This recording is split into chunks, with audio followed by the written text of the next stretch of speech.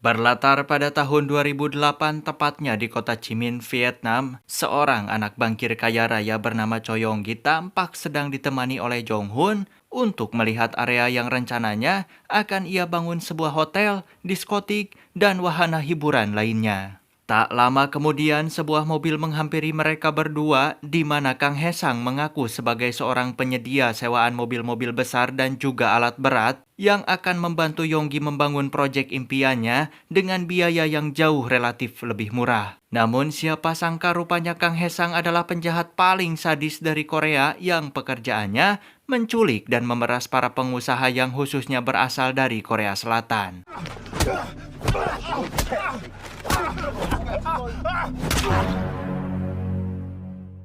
Dan inilah pestisida. Kisah akan berfokus pada seorang detektif polisi bernama Sokdo, di mana ia tampak sedang mengamankan seorang penjahat amatir yang baru saja kabur dari rumah sakit jiwa. Dengan tubuh besar serta totalitasnya dalam memberantas kejahatan, Sokdo tanpa ragu sedikit pun melumpuhkan pria bajingan itu hingga tak berdaya. 팔 내려놓으라고 이씨. 야, 이 개새끼야. 야, 물어, 좀비야. Usai kejadian itu, si pelaku harus dirawat selama 12 minggu akibat dipukul oleh Sokdo. Alih-alih mengamankan dengan tertib, Sokdo justru lebih cenderung terlihat sangat ingin membunuh setiap kali menangkap pelaku tindak kriminal, sehingga orang-orang mulai berpikir bahwa Sokdo adalah seorang preman sadis yang berkedok polisi. 아니 우리 형님이 약간 러시아 쪽 약간 건달 느낌이 있잖아요. Tak lama kemudian, Kapten John datang dan mengajak Sokdo untuk pergi menjemput Jong Hun di Vietnam, salah satu dari 3 orang buron yang telah mereka cari selama bertahun-tahun. Setibanya di Vietnam, Sokdo dan juga si kapten harus mengikuti proses pemeriksaan oleh petugas setempat. Terlepas dari latar belakangnya sebagai polisi di Korea Selatan, petugas di sana tetap memperlakukan keduanya layaknya mas-mas turis biasa yang harus tunduk dan mengikuti aturan yang berlaku.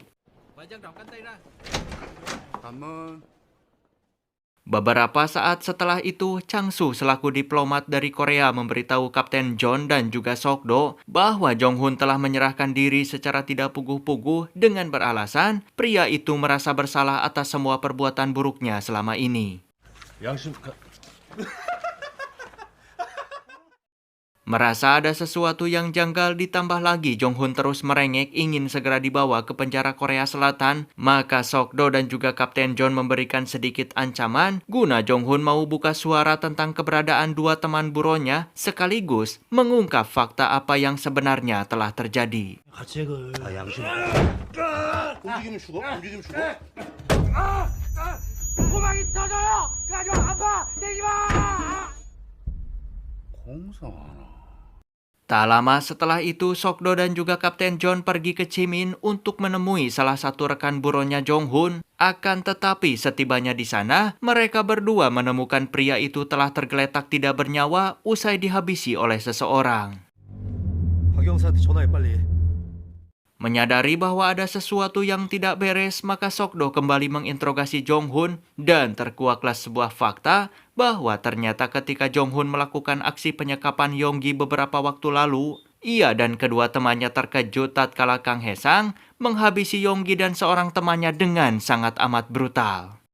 Alih-alih mendapatkan uang bagi hasil dari tebusan yang dikirim oleh Pak Choi atau ayahnya Yonggi, Jong Hun dan temannya justru diperbudak dan harus menguburkan jasad Yonggi dan mayat temannya di suatu tempat. Dari sini kita bisa melihat bahwa selain tidak punya belas kasihan dan tidak percaya kepada orang lain, Kang Hesang juga merupakan seorang penjahat kelas kakap yang sangat licik dengan segudang pengalaman. Dan itulah alasan sebenarnya kenapa Jong Hun menyerahkan diri, karena ia takut Kang Hesang akan datang membunuhnya jika tidak segera keluar dari negara Vietnam. 강해상이라는 새끼를 만나서 저희가 사람을 납치했어요. 누구 강해상?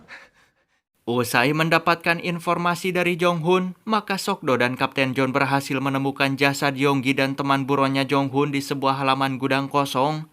Akan tetapi, masalah muncul tatkala polisi setempat menegur Kapten John yang telah melakukan penyelidikan tanpa izin di Vietnam, sehingga apabila Kapten John masih kekeh bertindak semena-mena seperti itu, maka keduanya akan dideportasi dan dipulangkan ke Korea Selatan. 오케이.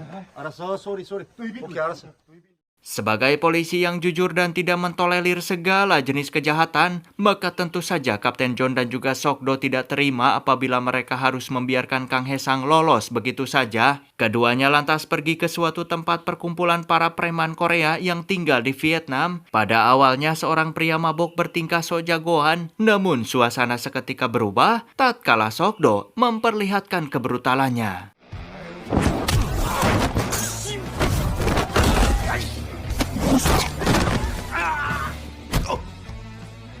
까불고 있어. Setelah berhasil membuat para preman itu terkencing-kencing, Sok-do kemudian mendapatkan informasi tentang keberadaan Kang Hae-sang saat ini.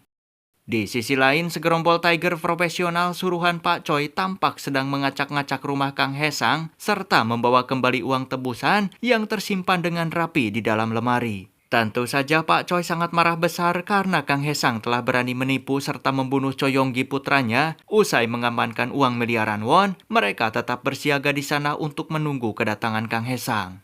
Tak lama kemudian Kang Hae-sang dan temannya pun tiba di markas di mana ia mengamuk saat menyadari bahwa semua uangnya telah hilang. Dengan sebuah bedog sebagai senjata andalannya, mereka pun membabat habis para tiger profesional itu tanpa menyisakan satu orang pun.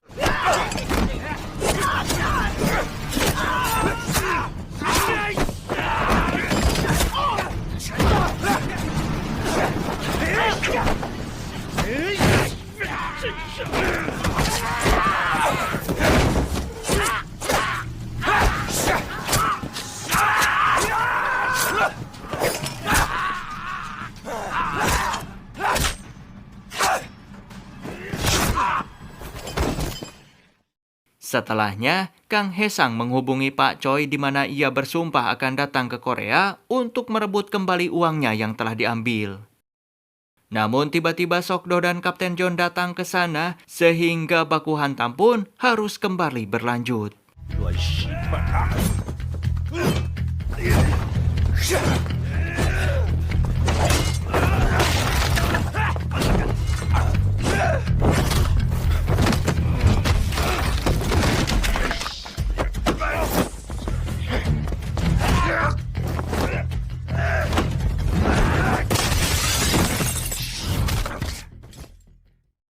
Dikarenakan Kang Hae-sang berhasil lolos, maka Sok-do menekan temannya yang berhasil ia amankan, di mana pria itu terpaksa buka suara, mengingat dirinya masih punya anak istri di rumah serta cicilan bank emok yang belum lunas. Setelah mengetahui bahwa Kang Hae-sang akan pergi ke Korea Selatan untuk menghabisi Pak Choi, Sok-do kemudian pulang ke Korea dan menyuruh Yisu untuk memantau setiap imigran yang masuk menggunakan kapal secara ilegal. Dan ya, tak lama setelah itu wajah Kang Hae-sang tertangkap CCTV di sebuah area pelabuhan di mana pria itu hendak pergi dengan menggunakan mobil. 이 새끼 맞아. 차량 수배 때려. 걸렸다 이 새끼.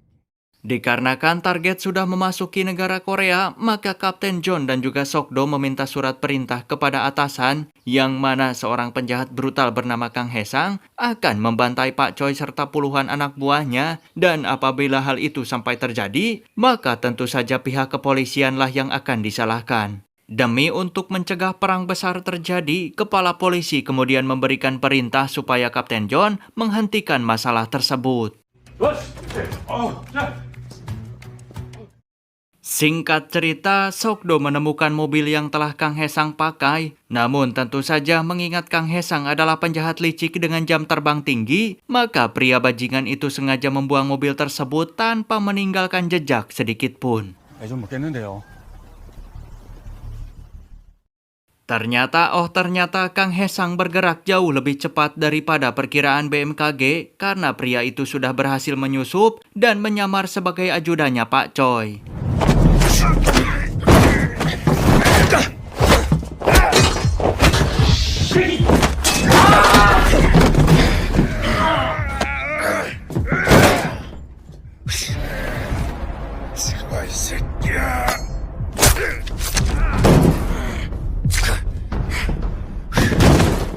Dengan dibantu oleh dua orang saudaranya, Kang Hesang pun berhasil membawa Pak Choi tanpa masalah apapun. 돈 더 줘야 돼. Mereka bertiga lalu mengirimkan video Pak Choi kepada Madam Lee istrinya, di mana Kang Hesang meminta uang tebusan sebesar 30 miliar rupiah secara tunai, tidak menerima transfer via rekening, apalagi dicicil 12 kali. Entah mau hasil dari pinjol atau ngutang dulu ke Kosipa, Kang Hesang sama sekali tidak peduli karena yang paling penting, uang itu harus segera disiapkan secepatnya. Usai video ancaman tersebut, Madam Lee lalu bekerja sama dengan Sokdo dan timnya untuk mencoba bernegosiasi dengan Kang Hesang. Alhasil Kang Hesang pun mengizinkan Madam Lee untuk ditemani seorang supir saat ketemuan besok. Dikarenakan tidak mungkin menyuruh anggota polisi untuk menyamar jadi supir, maka Sokdo menyuruh Yisu untuk menjadi supir dadakan, menemani Madam Lee memberikan uang tebusan kepada Kang Hesang besok. 붙였다가 들통나면 큰일 난다 너. 어? Usai membuat rencana dari A sampai Z, Yisu segera ditugaskan membawa uang dan juga Madam Lee menuju lokasi pertemuan. Namun tentu saja Kang Hesang tidak sebodoh itu, jam terbang tinggi, serta berkaca dari film-film kriminal barat yang biasa ia tonton, jelas pria tersebut sudah sangat paham dengan strategi jebakan polisi yang sangat tidak mungkin mau membiarkan dirinya bebas membawa uang itu pergi begitu saja. Kang Hesang lalu menyuruh Madam Lee untuk putar balik arah sebanyak 4 kali guna mengacaukan rencana para polisi yang sudah terorganisir dengan baik sebelumnya. 시발! 돌려! 야, 이 새끼 지금 뺑뺑이 돌린다. 내가 붙을게. 아, 이 새끼도 잔대가리 쓰네. Sementara di sisi lain, anak buah Sokdo berhasil menemukan keberadaan Pak Choi, namun ia hampir saja kehilangan nyawa setelah Kang Hesang datang menyerangnya secara tiba-tiba.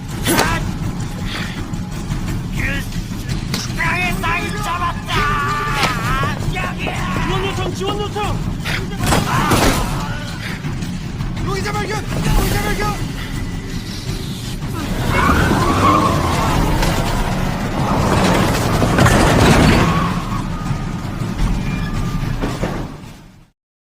Menyadari para polisi sudah bertindak, Kang Hesang lantas menyuruh kedua saudaranya untuk mundur dan kembali ke markas untuk mengubah rencana karena polisi sudah mengepung mereka. Akan tetapi bodohnya, kedua saudaranya itu menolak perintah dan berniat merebut koper berisi uang itu dari mobilnya Madam Lee. 족가고 씨발 우리가 이 돈 다 먹을 거야 개 족같은 씨발 새끼야. 그러자. Di waktu yang sama, Sokdo juga memberitahu Madam Lee bahwa Pak Choi sudah berhasil diselamatkan. Ia lalu menyuruh Yisu untuk mengamankan Madam Lee dan juga uang itu dari kejaran dua orang penjahat yang sedang mengejarnya. 속도 일정하게 놓고 신호 줄 때까지 멈추지 말고 계속 달려. 알았어? 알았습니다. Beruntung anak buah Sokdo berhasil menangkap satu orang penjahat, meskipun mereka berdua harus bersusah payah untuk menghentikan pria bajingan itu.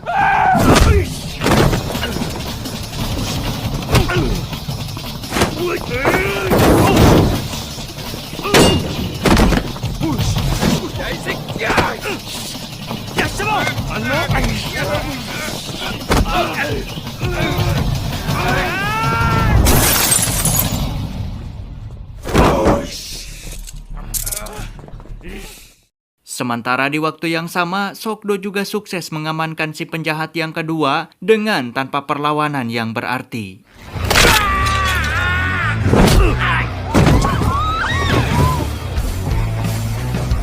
내려갈래?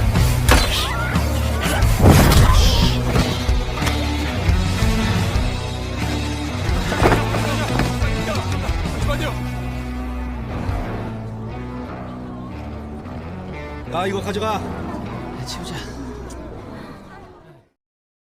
Dikarenakan si dua saudara sudah berhasil diringkus polisi, maka Yisu memanfaatkan kesempatan untuk kabur membawa uang 30 miliar tersebut untuk dirinya sendiri. Namun ketika hendak kabur dengan jalur laut, tiba-tiba Kang Hesang muncul untuk merebut kembali uang tersebut. 너 이 개새끼 운 좋은 줄 알라, 이 씨발.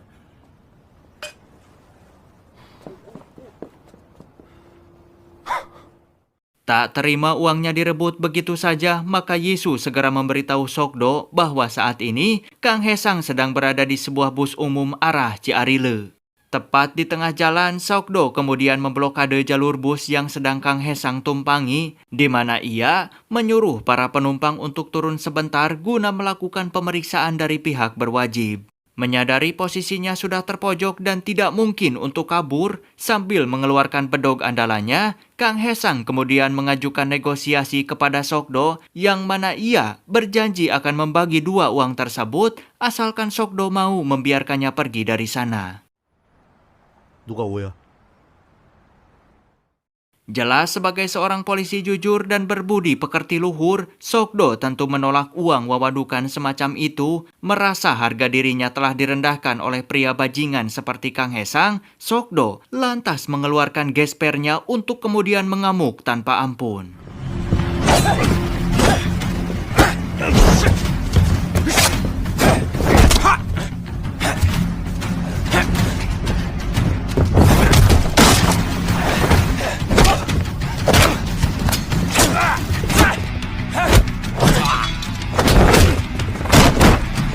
야, 아직 멀었어. 일어나 임마.